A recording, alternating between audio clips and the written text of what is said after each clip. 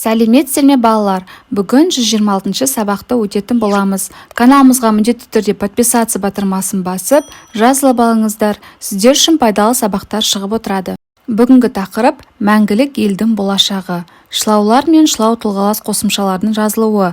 Мәтіннің мазмұны бойынша шешім табуға бағытталған сұрақтар құрастырамын. Мәтіннің мазмұнына сүйеніп, тірек сөздермен эссе жазамын. Шылаудың жазылуын білемін. 31-ші жаттығу мәтінді оқы. Тәрбие сағаты мәңгілік ел тақырыбында өтті. Оған бастауыш сынып оқушылары мен ұстаздар қатысты. Тәрбие сағатына ата-аналар мен еңбек ардагерлері арнайы шақырылды. Іс-шара мазмұны да қызықты өтті. Оқушылар ән тақпақтарын айтып би биледі. Әсіресе кеш қонақтарының ой-пікірі оқушыларға қатты әсер қалдырды. Мәңгілік ел мұратымыз, ата-бабаларымыздың діттегенінде осы.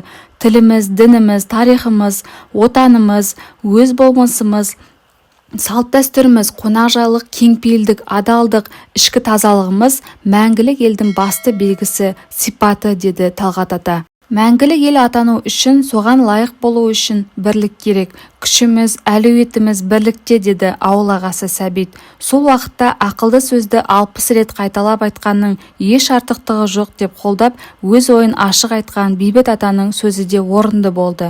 Аға ұрпақ пен кейінгі буын өкілдері ауыл көшесімен береке мен бірлікті аңғартқандай бірге келе жатты. Мәтіннің мазмұны бойынша бір-біріне сұрақ қойыңдар. Тәрбие сағаты қандай тақырыпта өтті? Тақырыбы мәңгілік ел болды. Кімдер қатысты? Оқушылар мен ұстаздар қатысты.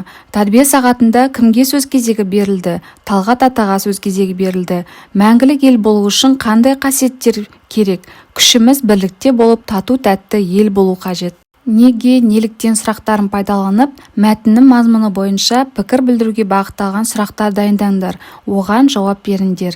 Неліктен мәңгілік ел болу үшін бірлікте болу керек? Себебі тату елдің ғана ұрпақтары елін, жерін қорғайтын батыр болады. Неге мәңгілік ел басты белгілері қатарына қонақжайлық, адалдық, ішкі тазалық кіреді? Себебі осы қасиеттеріміз бізді басқа елдерден ерекшелеп тұрады.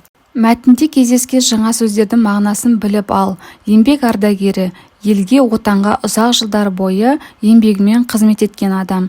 Қонақжайлық, туысы болмаса да жолаушыға дастархан жайып құрмет көрсету.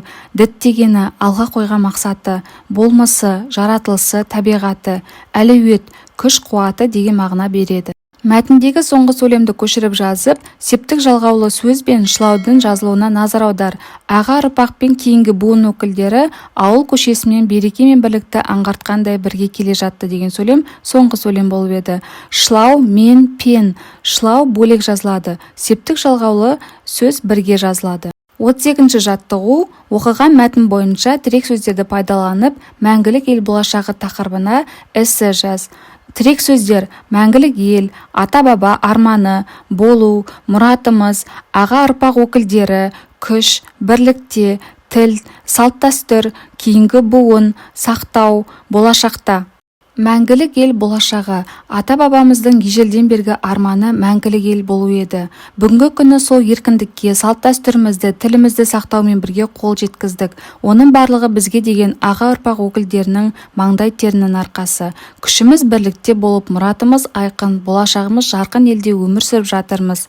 Кейінгі буын өкілдері осы жақсылықтарыңызды мәңгі есте сақтайды. 33-ші жаттығу өлеңді мәнерлеп оқып, шылауларды тап. Гүлдер өссе далада, қуанады балара, күлімдейді анада, шаттанады балада. Омарташы сақ тұрар, түнді қойып күндізде, гүлден шығар тәтті бал, ешқашанда гүлдізбе. Қарамен жазылған сөздердің қай септікте тұрғанын айт. Олардың жазылуын шылаулармен салыстыр.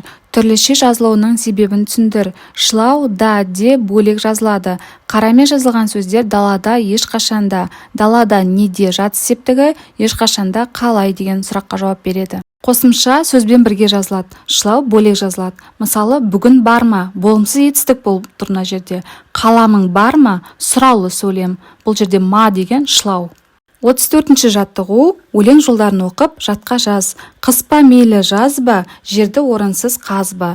Мейлің киіп жүрсін бе, жұрт алдында күрсін бе. Шылаулардың астынсыз, жұрнақтарды тиісті белгімен белгіле. Бұл жерде шылаулар па, ба, сыз. Бұл жерде жұрнақ, қазба дегендегі ба бұл жерде жұрнақ, жүрсінбе дегендегі бе шылау, күрсінбе дегенде бұл жерде жұрнақ. Осымен сабақ аяқталды. Сабақ пайдалы болған болса, лайк басып, достарыңызбен бөлісуді ұмытпаңыздар.